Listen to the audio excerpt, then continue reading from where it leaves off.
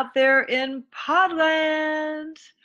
Welcome to Gems. This is my show, right? And my name is Curry Glassell. And so much has happened since I talked to you guys last. Oh my goodness. And what has happened in your life? I wish we could have had this like ongoing, like open conversation. One of these days we're going to have like back and forth conversation. But for today, once again, it's one way, albeit I am perceiving, knowing, and receiving you guys all the time. I always ask, what does the world desire to hear? What can the world hear? What is the world willing to hear? What is apropos for this point in time? Speaking of time, do you guys think time is real or a creation? Isn't that a momentous idea to think about? If time isn't real and isn't linear, what is it? Well, I tend to see it as a creation, which the good side of this is that then you can bend it. You've heard of bending spoons. Well, chalk that up a notch and you're bending time. Ever found that you get somewhere a little early, or what else? It just seems like you get there right on time, or wonder what that is. I know that I used to teach this class years ago that there was so much to pack in to to 4 days, and a lot of people couldn't do it. And the funny part is I would just ask the book.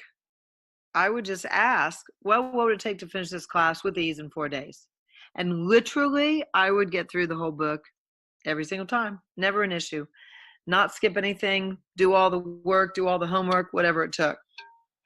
And, So I wonder if any of you guys out there have any capacities with time or time travel. Yeah, this is like bringing sci-fi to like reality.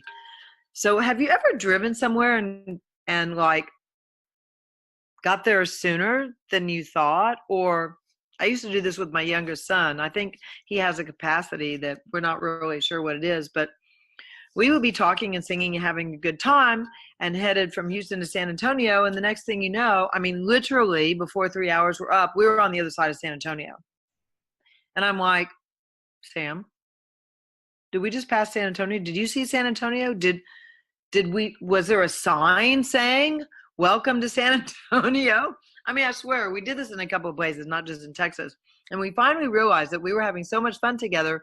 We weren't speeding because he was like, 9, 10, 11. And I'm like, Mama Bear, who's, I might go 2 to 5 miles over the speed limit, but not greatly.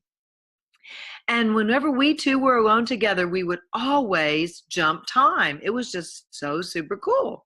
Sometimes even if I'm driving somewhere and I think about him, I can get there sooner. I wonder what that is. Do you guys, like, what kind of potencies and talent and abilities do you guys have? Just ask that question and you'll begin to invite the universe to speak to you. So, this past weekend, cute little Sam graduated from college. And so it was a big kind of weekend deal, right? And lots of changes. And I was with my ex-husband and his family. No, not his family, his wife and his wife's family. And it was actually really interesting, easy, fun. And they were actually really nice people. And I saw for the first time what a great choice when he picked her to marry her, because she comes from like a nice family and he didn't come from a nice family, which was part of the problem with our relationship. And I didn't come from a nice family. And well, we don't need to go into why that didn't work out. So I think it's really important and valuable to look at when you're going through big events in your life and change, to like begin to ask questions. And I really wasn't nervous about it. We really hadn't been together only like 2 other times in the past 20 years. And I think it was, I have another son at our boys' graduation from high school. And I think that was it. And graduation from 5th grade. I mean, really hardly seen each other at all. And I began to notice that it really wasn't about me and it wasn't about him. It was about the way we were raised. And I would say what our biggest issue was is when we both began to act like our parents, then it was a nightmare between us.